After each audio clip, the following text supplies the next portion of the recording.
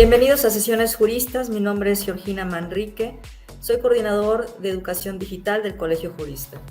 En esta ocasión nos acompaña la maestra Nora Rebeca Romero Velázquez con el tema Panorama de la Seguridad Pública. Bienvenida, maestra, un gusto saludarle en este espacio. Muy buenas noches. Gracias, maestra. Bien, pues si me permite, antes de cederle el audio y el video, vamos a dar a conocer un resumen de su trayectoria profesional. La maestra Nora Rebeca Romero Velázquez es licenciada en Derecho, especialista en juicio oral y proceso penal acusatorio y maestra en Derecho Procesal Penal. Entre su experiencia profesional ha desempeñado diversos cargos públicos como subprocuradora general de justicia, secretaria operativa de la Secretaría de Seguridad Pública y asesora del Congreso del Estado, todos ellos en Morelos. Actualmente es abogada litigante en materia penal, administrativa y familiar, así como docente universitario de diversas instituciones a nivel licenciatura y posgrado en Derecho. También es miembro fundador de la Asociación Nacional de Especialistas en Juicio Oral y Proceso Penal Acusatorio y docente certificado por el Comité del Consejo de Coordinación para la Implementación del Sistema de Justicia Penal de la Secretaría de Gobernación. Bien, maestra, pues este es un poquito de su trayectoria profesional y le cedo el audio y el video para escuchar su charla. Gracias, muy amable, gracias. Pues muy buenas noches a todos. El tema que hoy vamos a abordar es el panorama de la seguridad pública. Pero para poder empezar a entender esto del panorama de la seguridad pública, tenemos que entender que México, el Estado mexicano, realmente empezamos a preocuparnos en el tema de la seguridad pública a partir de 1994, que se hace la reforma constitucional y donde se hace ya la referencia y la obligación de todos para poder empezar con el tema de seguridad. Antes del 94 no existía un parteaguas jurídico que nos permitiera a nosotros establecer la cuestión de seguridad. No teníamos un marco legal que nos hablara de seguridad pública. Es hasta 1994, con la reforma, que se empieza a generar todas las modificaciones jurídicas y legales para empezar a hablar de seguridad. Y obviamente esto trajo como consecuencias diversas reformas y creación de nuevos institutos que tuvieran o están vinculados a la seguridad pública. Dentro de lo más importante que pudiéramos mencionar, toda vez que nuestra plática es con muy poco tiempo, tendríamos que hablar de la Ley del Sistema Nacional de Seguridad Pública, la creación del Secretariado Ejecutivo del Sistema Nacional de Seguridad Pública y obviamente estas reformas que se hacen en el 94 y que posteriormente cuando llega Felipe Calderón le da otro enfoque al tema de seguridad, empieza a generar una modificación en la concepción de seguridad pública. Vamos a hablar de lo que se supone que es lo que se pretendía hacer con estas reformas. ¿Qué era lo que yo pretendía al generar todos estos mecanismos? Lo que yo generaba o lo que yo pretendía generar era empezar a profesionalizar a mis policías, empezar a profesionalizar a todas las personas que están vinculadas con la seguridad pública.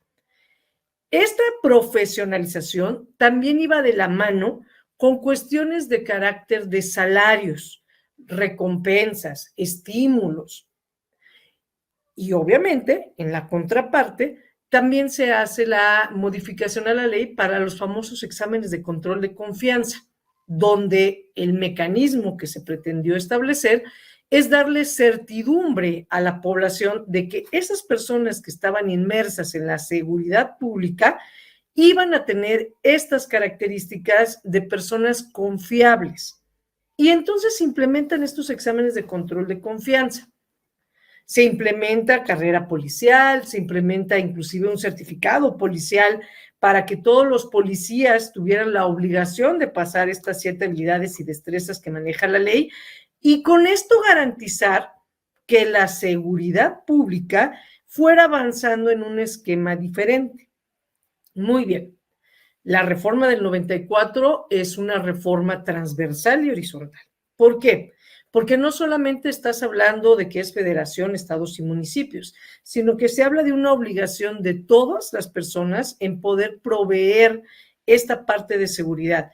Entendido esto con la parte de la prevención del delito que viene prevista en el artículo 21 constitucional. La prevención es responsabilidad de todos.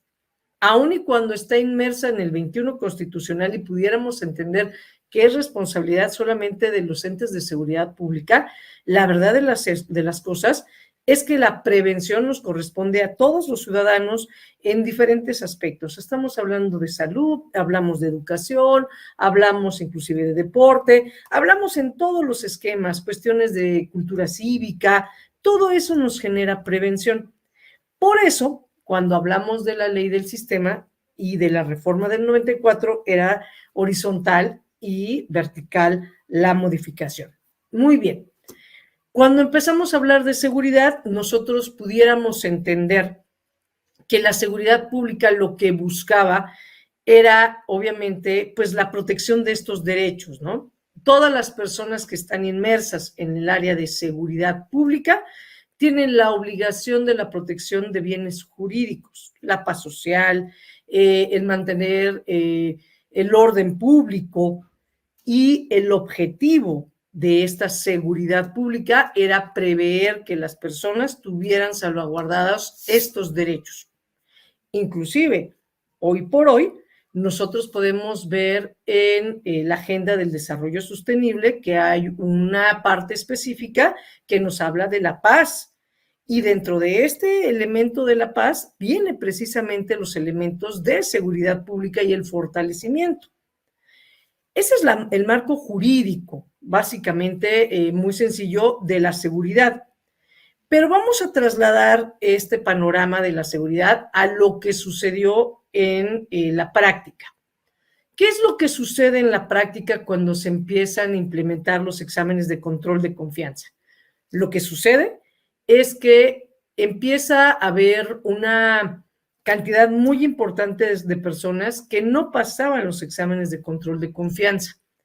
Y esto trajo como consecuencia salida de mucho personal de seguridad. No solamente estamos hablando de fiscalías, antes procuradurías o de secretarías de seguridad pública municipales y estatales, sino inclusive también en la federación. Nunca se cuidó la parte de poder, así como se iba la gente, poder empezar a generar un esquema que permitiera la profesionalización de nuevos elementos que llegaran a suplir a aquellos que estaban saliendo por algún motivo de los exámenes de control de confianza. Nunca se tuteló. ¿Qué fue lo que sucede? Lo que sucede es que las instituciones de seguridad pública empezaron a mermar en términos de personal. El personal en materia de seguridad pública, en cualquiera de las áreas que a ustedes les guste, van a encontrar que está mermado. Hay una cantidad insuficiente de personal operativo que no permite de manera eficaz hacer el cumplimiento de los elementos de la seguridad. ¿Qué sucedió o qué ha sucedido? La respuesta es nada. ¿Tenemos todavía vigentes los exámenes de control? ¿Se siguen desarrollando? Sí, pero no se ha hecho una campaña efectiva, eficaz, para poder realizar un esquema que permita que el personal operativo sea suficiente. Otro de los elementos importantes es que los cuerpos de seguridad pública tienen una de las grandes problemáticas, tiene que ver con la cuestión salarial. La cuestión de salarios en términos de seguridad pública, nivel riesgo con cuestiones económicas es bajísimo. Aquí, por ejemplo, en el estado de Morelos, en municipios alejados, podemos tener todavía policías que ganan 3,500 pesos al mes, 5,000 pesos al mes. Y obviamente son policías que tienen bajo su esquema la responsabilidad de la seguridad pública. Sin embargo, la profesionalización no se ha realizado porque las personas no están en ese esquema. ¿Qué les vas a ofrecer a estos policías con 3,500 pesos? ¿Qué tipo de policía es el que está dispuesto a realizar funciones de seguridad pública en términos de ese salario? El nivel de riesgo, el nivel de responsabilidad, las obligaciones que de esto emanan, ¿qué tenemos? Y en ese momento tendríamos nosotros que considerar que uno de los elementos muy complicados en términos de la seguridad pública es precisamente esa parte. ¿Cuál parte? La parte del personal operativo. Bien, hablemos ahora de los elementos que tienen que ver con los recursos materiales para poder hacer seguridad. ¿Qué pasa con estos recursos materiales? Pues los recursos materiales históricamente se han establecido por parte de la federación cuáles son los recursos en lo que se va a invertir. La federación es el que te dice qué materiales puedes comprar, qué equipamiento, qué vehículos, todo eso te lo puede dar la federación. ¿Por qué? Porque hay programas de fortalecimiento municipal, el Fortasec, y en el Fortasec ya vienen sectorizados o planteados la parte de los recursos materiales que tú vas a tener que utilizar para tu municipio. Yo siempre les pongo un ejemplo y es real. ¿Por qué una camioneta? ¿Por qué todas las instituciones de seguridad pública tienen camionetas? ¿Por qué? Bueno, pues porque forma parte de estos programas operativos a nivel federal donde vienen etiquetados ciertos recursos y donde los recursos vienen para que yo me lo pueda gastar única y exclusivamente en esos elementos. No me da oportunidad a lo mejor de comprar cosas diversas que para mí pudieran ser importantes. Me da la oportunidad de gastar el dinero que viene etiquetado en diferentes rubros. Y tú puedes observar las secretarías de seguridad pública, tanto a nivel nacional como a nivel municipal, y todas tienen camionetas.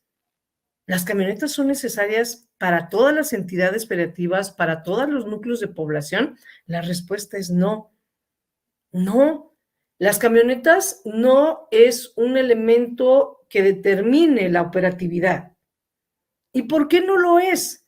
Pues porque depende de la ciudad, de la colonia, del área donde tú vayas a necesitar utilizar este vehículo, que yo tendría que tener los requerimientos operativos necesarios, con características concretas para el lugar donde yo estoy generando estos elementos de recursos materiales.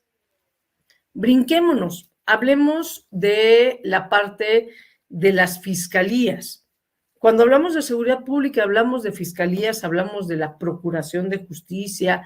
Bueno, ahí entramos a temas muchísimo más complejos. ¿Por qué es mucho más complejo el tema de seguridad en términos de las fiscalías?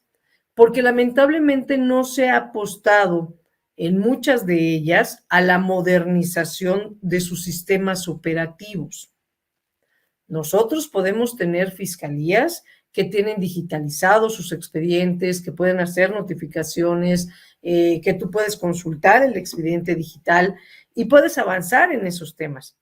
Y puedes encontrar fiscalías que todo es manual.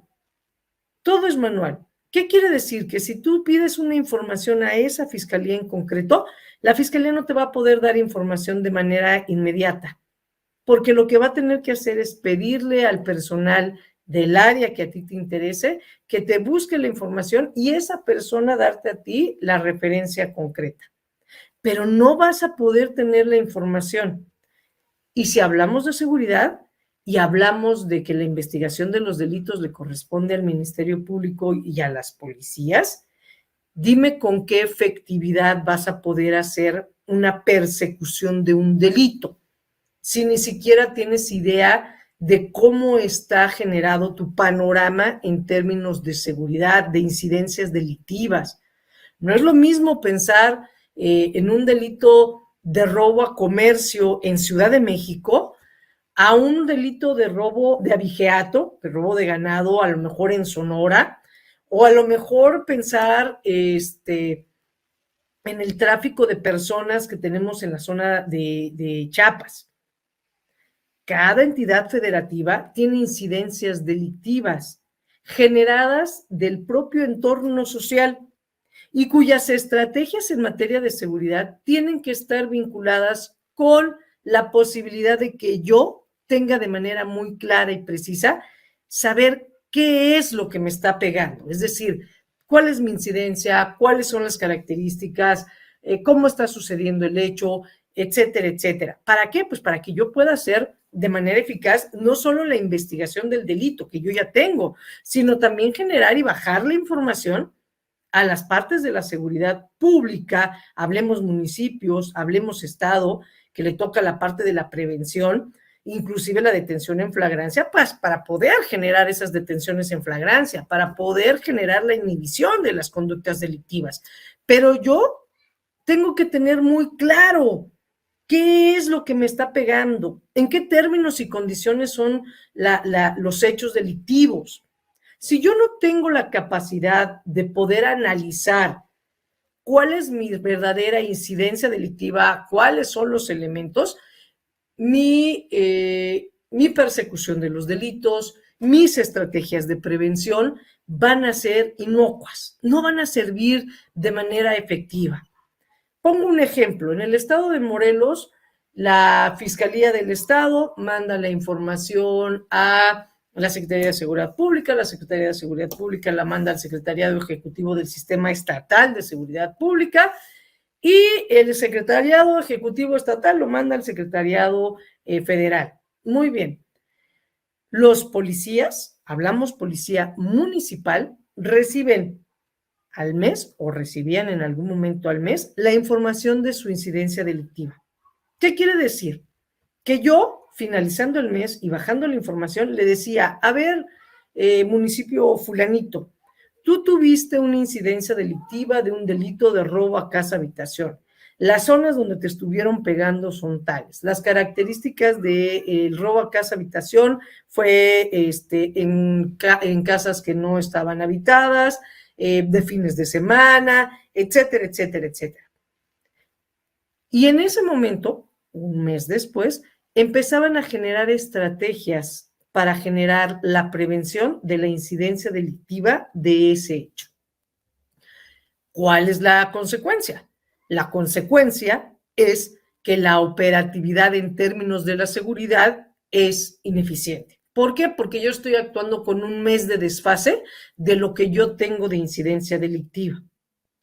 Hay programas en Estados Unidos, en otros países, donde día a día generas la incidencia delictiva. Te dicen todos los elementos, pero son programas porque le están apostando a la tecnología. ¿La tecnología hoy por hoy es un elemento sustancial en términos de la seguridad pública? Claro que sí. En algún momento se ha buscado generar nuevos mecanismos para que la parte de la seguridad pública esté mejor equipada. Pongamos el ejemplo, en materia de robo de vehículo, todas las empresas OCRA, Amish, que son las empresas de los seguros, bueno, ellos pueden inclusive o hacen donaciones de vehículos que permiten hacer el escaneo de las placas para saber si ese vehículo tiene algún reporte de robo o hay alguna característica. Bueno, esa es tecnología que permite avanzar. Todo lo que tendría ahora que ver con los sistemas de vigilancia, y no hablamos mis cámaras del C5, C3, C2, dependiendo de donde ustedes se encuentren, no estamos hablando de solamente las cámaras oficiales que una seguridad pública estatal, municipal o federal pueda llegar a tener. Estamos hablando de modificaciones a la ley de las cámaras que todas las personas ahora tienen en sus domicilios. Bueno, no todas, pero muchas gentes, muchos locales ya tienen cámaras. Y no había una regulación respecto de este uso de las cámaras para que yo, seguridad pública, pudiera acceder a estas cámaras y poder contar con esa información. Ustedes han visto en más de una ocasión videos de los hechos y en más de esa ocasión no son cámaras dependientes ni de la federación, ni del estado, ni de municipios. Son cámaras de personas particulares que las tienen en su domicilio, que las tienen en su negocio, y ellos son los que están generando esa parte de información. Es tecnología, donde ahora el Estado tiene que empezar a ver cómo voy a vincular esta tecnología para que yo pueda hacer de una manera mucho más eficaz la seguridad pública y generar un menor índice de impunidad. Aquí cabe acotar que dentro de los temas en materia de seguridad tendríamos que hablar de la reforma constitucional del 2008 en materia de justicia penal. Si ustedes recuerdan, en el 2008 se hace la reforma y se implementa el sistema acusatorio adversarial, cuya vacatio legis obligaba a todos los estados de la República en el 2016 implementar este sistema de justicia penal, cuyos objetivos, dentro de muchos de los que se manejaban, era obviamente el despresurizar las cárceles, el permitir que las personas que tuvieran ciertas características como primodelincuentes o que los delitos que se cometieran no se consideraran de alto impacto o que generaran un agravio hacia la población en general, permitirles tener mecanismos de salidas alternas. ¿Eso era parte de la estrategia de seguridad pública? Sí. ¿Es parte de la estrategia de seguridad pública una reforma en materia penal? Claro, está de la mano, está vinculado. El hecho de que el Ministerio Público ya no tenga fe, el hecho de que el Ministerio Público ya solamente genere datos de prueba, de que el Ministerio Público y sus policías y sus peritos tengan que tener una labor de investigación mucho más ardua, tiene que ver con una certeza para la población. ¿Cuál es uno de los verdaderos problemas? Que a la población en general nunca le socializaron el sistema. ¿Y a qué me refiero que nunca le socializaron el sistema? Lo que yo les menciono ahora a ustedes de la cuestión de la seguridad, de las salidas alternas, ¿no? Un acuerdo reparatorio, una suspensión condicional del proceso, inclusive un procedimiento abreviado. Bueno, esos son mecanismos de aceleración o procedimientos que te permiten generar esta información. Pero a la población nunca le dijiste. Las personas siguen en su chip la idea que las personas se tienen que refundir en la cárcel, que las personas, para castigarlas, se tienen que quedar adentro de un penal. ¿Y qué crees? Que la reforma no está hecho para que la gente se quede dentro de un sistema penitenciario. Al contrario, lo que busca el sistema de justicia penal es que llegue el menor número de personas a estar dentro de las cárceles, porque la gente se contamina, porque la gente, en vez de ayudarle, se perjudica mucho más. Pero a la gente, la población en general, nunca le socializaste, nunca le dijiste. Por lo tanto, para la percepción de la población en general, el sistema acusatorio es un sistema que no cumple sus expectativas. ¿Cuáles expectativas? De que la gente se quede en la cárcel. Oye, es un homicidio culposo, fue derivado de un hecho de tránsito, ¿por qué lo vas a dejar ir? Pues porque es un delito de homicidio culposo. Si no está justificada una medida cautelar de prisión, no se la voy a dar. Y le voy a poder poner otra medida diferente. La población no lo sabe. A la población, después de tantos años, nunca le hiciste saber. A los que están estudiando, a los estudiantes, a todos los estudiantes de criminalística, de derecho, todos ellos sí están inmersos, licenciados en seguridad ciudadana, todos ellos sí están inmersos en ese conocimiento. Pero la población en general desconoce el sistema, desconoce las salidas alternas, desconoce que es un procedimiento abreviado, desconoce que es un acuerdo reparatorio. Y lo que se traduce es que para ellos es impunidad. Y es impunidad porque no se está mandando a la gente a la cárcel. El sistema de justicia penal, nosotros, por ejemplo, en el Estado de Morelos tenemos desde el 2008 que estamos con el sistema.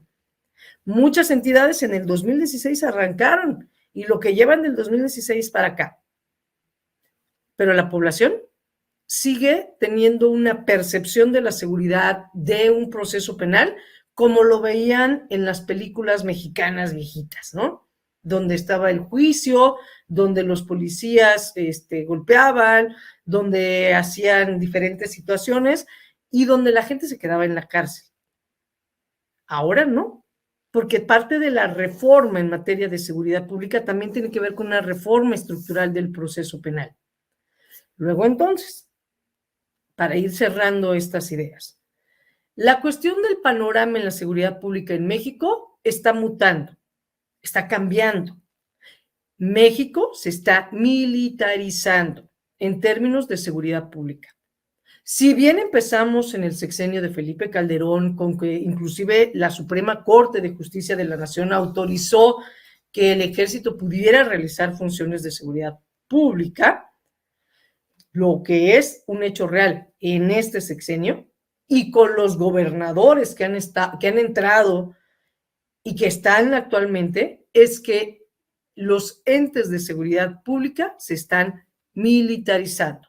Ustedes pueden apreciar la cantidad de secretarios de seguridad pública que tenemos en diferentes estados de la República y todos son militares. Hay muy pocos secretarios que tienen un carácter civil. Muy pocos, muy pocos. Pudiéramos hablar de Quintana Roo, que es civil, Morelos no lo es, y hay otros tantos estados donde se está militarizando. La seguridad pública, hoy por hoy en México, se está militarizando. Los titulares de las áreas de seguridad pública son militares. ¿Por qué militares? Pues porque tienen una confiabilidad mayor que a lo mejor un civil. Sí, nada más que hay que recordar y hay que ser muy enfáticos. Los militares, en su formación académica, estamos hablando de seguridad nacional, riesgos, amenazas. Estamos hablando de elementos diferentes a la seguridad pública. El funcionamiento de los elementos militares a cargo de la seguridad pública desde la época de Felipe Calderón no obtuvo resultados importantes que tú pudieras reconocer. ¿Por qué? Porque obviamente no es lo mismo hablar de una seguridad pública de una seguridad nacional. Los esquemas, la investigación, lo que realiza cada área es totalmente diferente. Luego entonces, el panorama actual que nosotros podemos tener de la seguridad pública es que los municipios y los estados han dejado en el olvido a sus policías.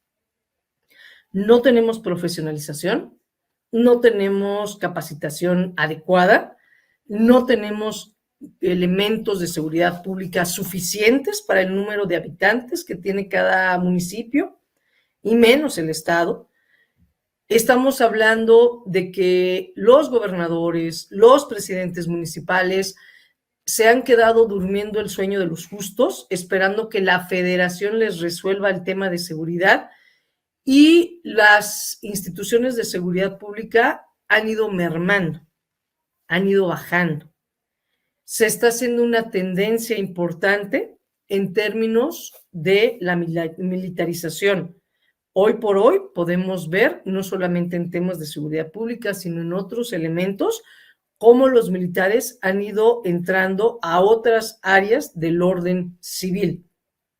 ¿Es una tendencia de este sexenio? Sí, es una tendencia. ¿Es una tendencia mucho más importante que la que tuvo en su momento Felipe Calderón en su sexenio? Claro. Felipe Calderón empezó y logró tener muchos secretarios de seguridad militares en los estados, pero no como ahora. Hoy por hoy ustedes pueden revisar y hoy por hoy tenemos mucho más secretarios de seguridad pública militares que civiles. Podemos advertir secretarios, o más bien elementos de seguridad pública a nivel municipal con elementos totalmente mermados, con una cantidad insuficiente de personal, y que es necesario pensar que la seguridad pública requiere una reforma estructural, sí.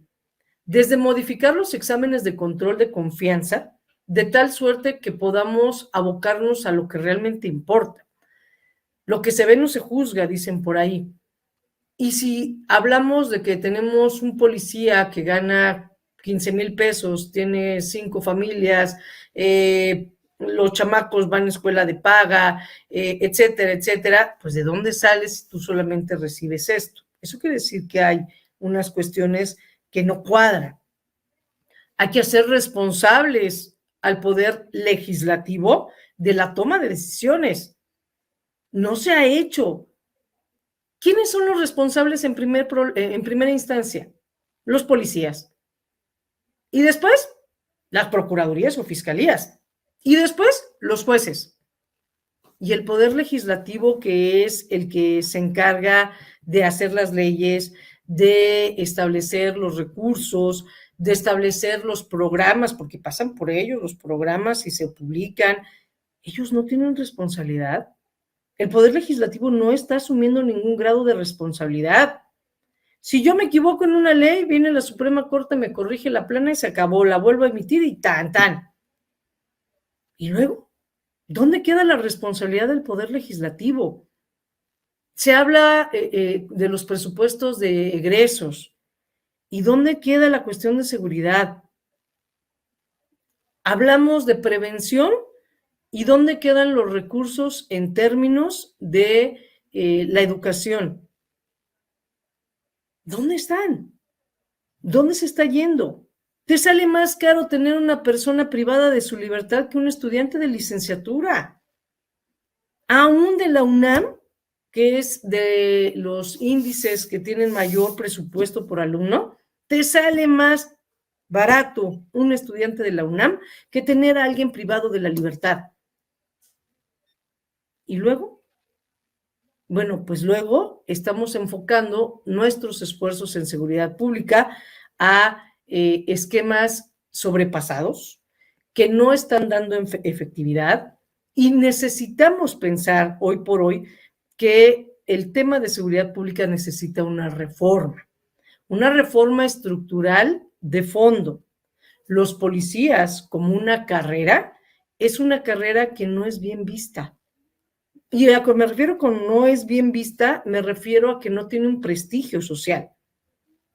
Tú puedes decir, yo soy abogado, yo soy doctor, yo soy arquitecto, soy licenciado en administración, pero decir, ¿eres policía? Ah, eres un puerco, ¿no? Como les dicen coloquialmente. O como les dicen más feo por ahí.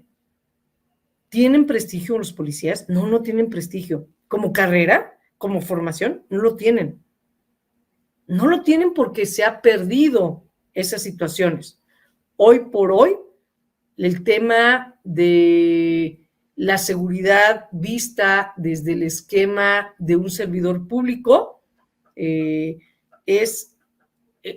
voy a hacer la referencia en estas series que hoy por hoy podemos ver en las plataformas, los feos, los corruptos, los desagradables, son los policías.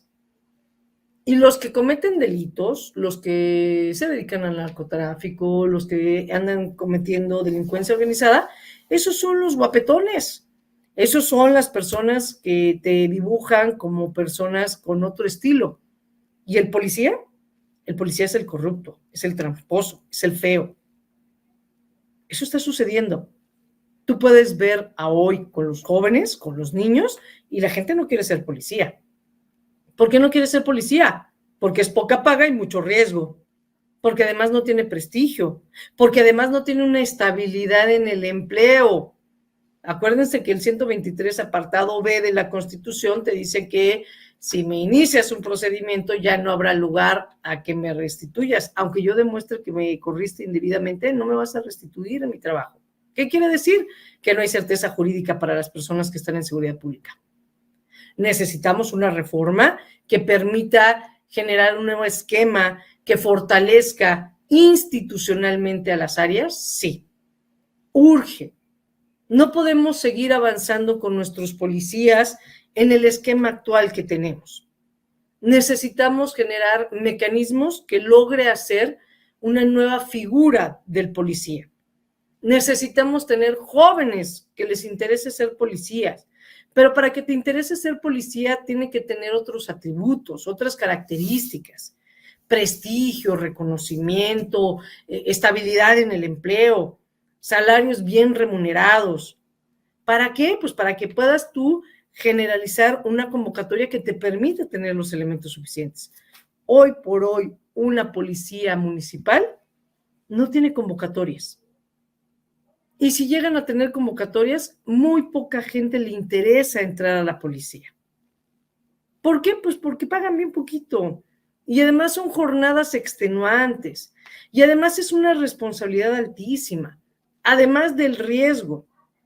Si ponemos a pensar cuánto gana un diputado en términos de nivel de riesgo con lo que gana un policía, pues descubrimos que es descomunal y desproporcional lo que puede ganar un diputado estatal o federal con relación a un policía. ¿Y cuál es el nivel de riesgo? ¿Cuál es el nivel de responsabilidad? ¿Cuál es la obligación mayor de cada uno de estos entes? Si lo hacemos en ese esquema, pues vamos a descubrir que verdaderamente estamos focalizando nuestros recursos, Estado mexicano, de manera inadecuada y que necesitamos reestructurar la seguridad pública, permitiendo que conformar nuevas instituciones y con mecanismos jurídicos que permitan realmente que haya una profesionalización, que permita tener estabilidad, que permita generar una credibilidad a las corporaciones. El ponerle un tache y decir, ya no se va a llamar así, ahora la vamos a llamar de otra manera, sin generar las modificaciones estructurales, no sirve. Yo le puedo cambiar de nombre 1, 2, 3, 4, 5, 6 veces y va a ser lo mismo. Necesitamos reformas estructurales que nos permitan avanzar en el tema de seguridad. Gracias, maestra. En pocos minutos ha usted abordado diversos aspectos que tienen que ver con la seguridad pública y bueno, creo que cada uno de ellos implicaría una charla al respecto, ¿verdad? Porque es un tema muy amplio que discutir. Pero bien, voy a realizar algunas preguntas que me gustaría nos compartiera su opinión en esta sesión. Y la primera de ellas está en función de cómo inicia esta charla y cómo concluye con ella. Nos ha planteado de unas reformas o de las reformas que empiezan a generarse desde hace algunos años a la fecha, de la necesidad de nuevas reformas en torno a la materia. Entonces, la pregunta sería, desde su perspectiva, ¿hacia dónde se han focalizado las reformas en los últimos años en materia de seguridad pública? Sí, yo creo que las reformas no han avanzado de manera adecuada porque se han politizado. Todo lo que hemos tenido en los últimos años en términos de seguridad pública tiene que ver con un esquema político, no tiene que ver con un esquema real que necesite el Estado, el municipio o la federación, tiene que ver con el gobierno que esté en turno.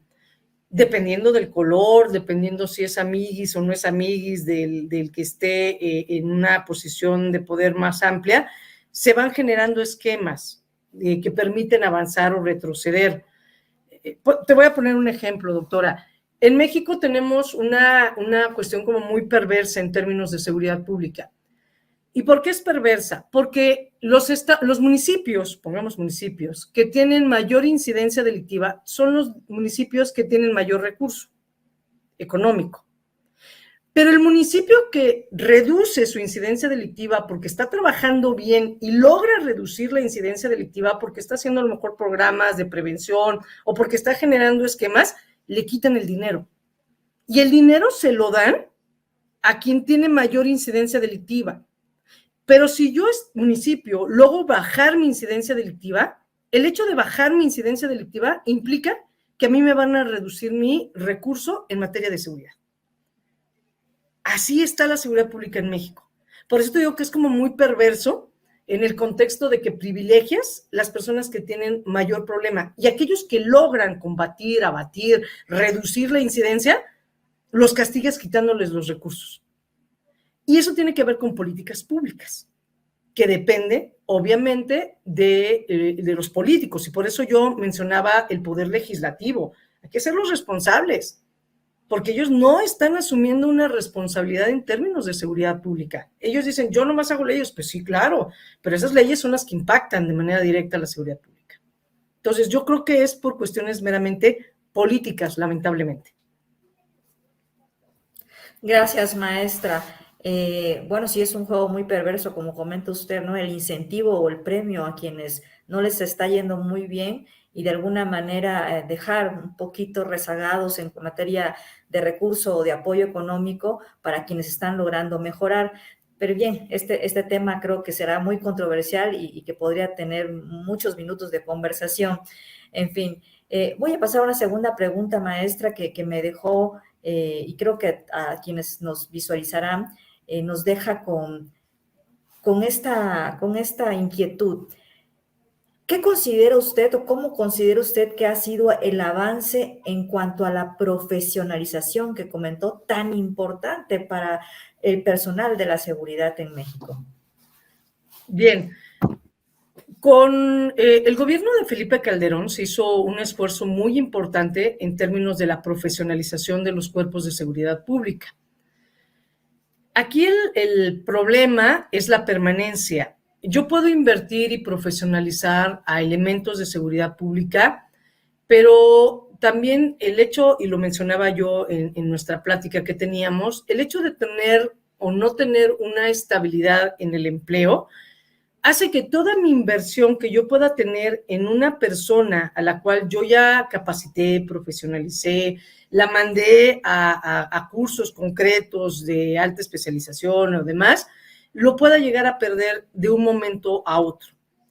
No hay, sí hay cursos de profesionalización, todas las áreas de seguridad pública, de fiscalías, mandan de manera cotidiana a sus elementos a cursos de actualización, pero no estamos logrando que esta profesionalización tenga un resultado. Y el problema es los recursos humanos. Si yo soy policía y trabajo de 24/24 y me mandas a un curso terminando mi jornada laboral, la capacidad de comprensión que yo voy a poder llegar a tener de ese curso es infinitamente minúscula. Porque yo ya trabajé 24 horas y estoy llegando a un curso. Se quedan dormidos los elementos. Pero también no puedes dejarlos de la operatividad porque no tienes recursos humanos suficientes. Y entonces la profesionalización se vuelve un tema muy complejo y lo mencionaba yo al inicio con las 7 habilidades y destrezas que vienen en la ley del Sistema Nacional que tienen que cumplir los policías para obtener el famoso certificado policial.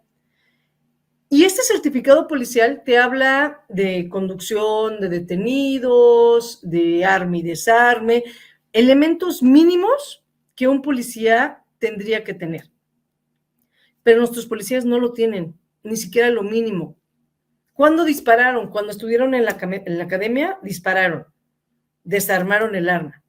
Y de ahí, ¿cuándo los has llevado nuevamente a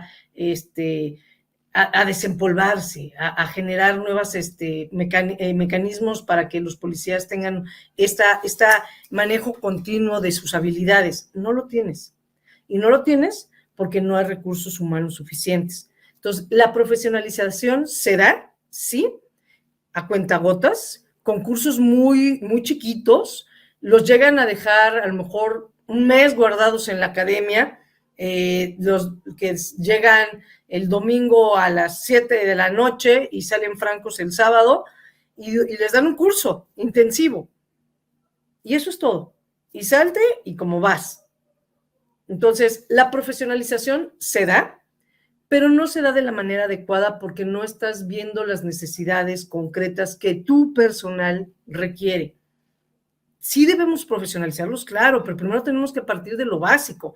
¿Qué te falla? Necesito tener un diagnóstico para empezar a profesionalizar a la gente en términos primero de lo que le hace falta y de los que ya están en un nivel más avanzado, pues irlo profesionalizando en otros esquemas. Pero si a todos los agarro y los mando a un curso A, al curso B, al curso C, sin que sepa realmente cómo están, pues todos van a agarrar lo que puedan de sus cursos, van a aprender ahí como puedan, pero no va a ser efectiva la profesionalización, aunque yo sí te esté dando un curso. Bien, maestra, pues un área de oportunidad a desarrollar en cuestión de o en materia de seguridad pública. Bien, una tercera pregunta, maestra. En el 2021, el índice global de criminalidad ubicó a México en el cuarto lugar en el crimen organizado.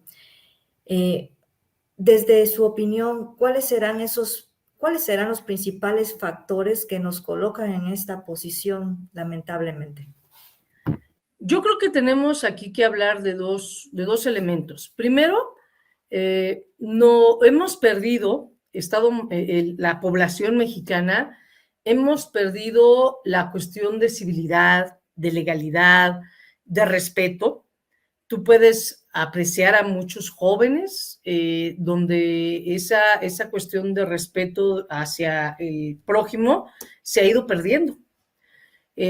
Podemos, y lo mencionaba yo en la plática, podemos tener una cultura de delincuencia que están metiéndole con mucho énfasis en muchas plataformas el hecho de que yo pueda ser una persona que me dedico a una actividad delictiva y me premian.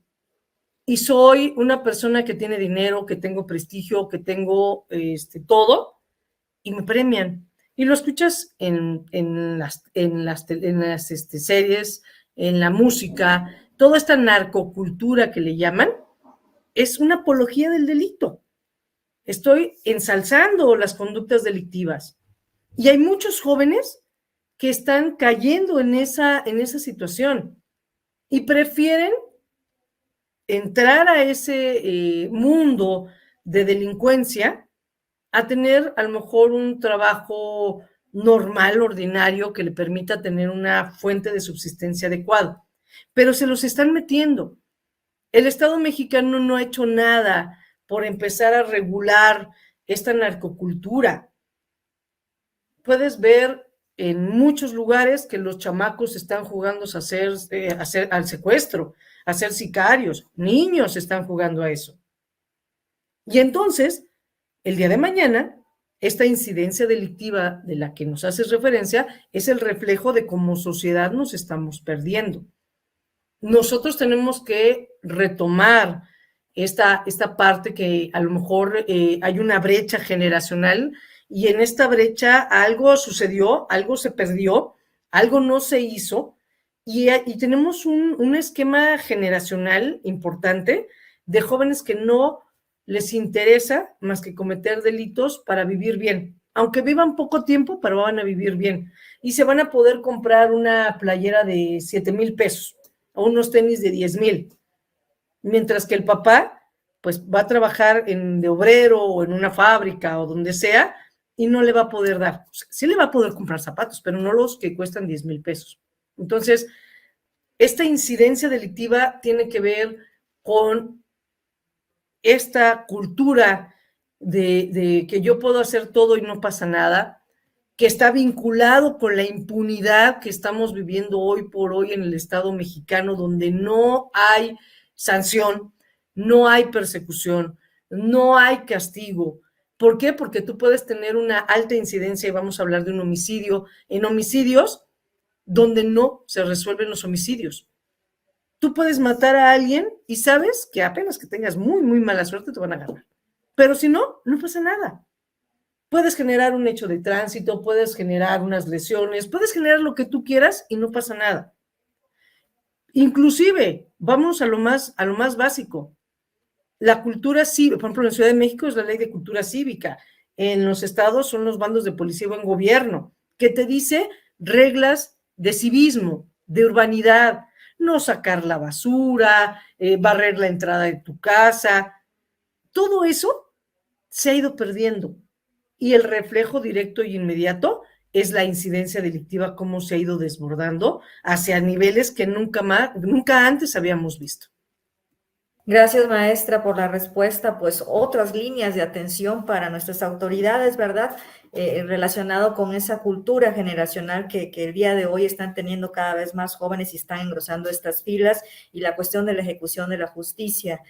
Y bien, maestra, pues para ir cerrando esta charla, ¿algo más que quisiera compartir con nosotros?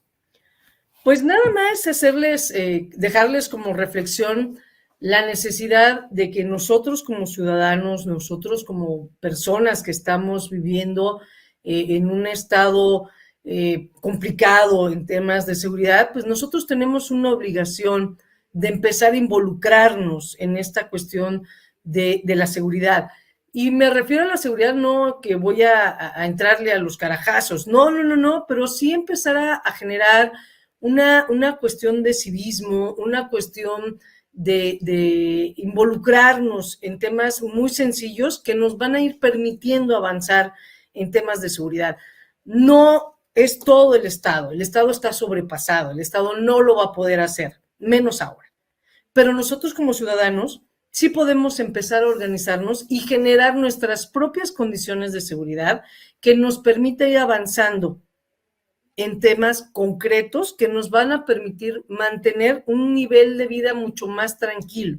Nosotros como ciudadanos tenemos la obligación de empezarnos a involucrar en los temas de seguridad, sí, en lo que a nosotros nos corresponde, en lo que nosotros podemos hacer. Y hay mucho que nosotros como ciudadanos podemos hacer. Entonces, mi invitación sería que no lo echemos en saco roto y que nosotros como ciudadanos empecemos a involucrarnos en estos temas de seguridad. Gracias, maestra. Nos quedamos con esa reflexión y con esa tarea como ciudadanos de coadyuvar, ¿verdad?, este logro de una mejora en la seguridad pública. Bien, pues un gusto haberla escuchado en esta charla. Agradezco a nombre de las autoridades del Colegio Jurista el haber compartido con nosotros este espacio. Y bueno, extendemos la invitación para que participe nuevamente en un siguiente ciclo de conferencias del Colegio Jurista. Y a quienes nos visualizan en esta ocasión, les invitamos a revisar nuestra oferta académica en www.colegiojurista.com y también a seguirnos en Facebook, ahí nos encuentran como Colegio Jurista. Gracias. Gracias, maestra. Gracias, buenas noches.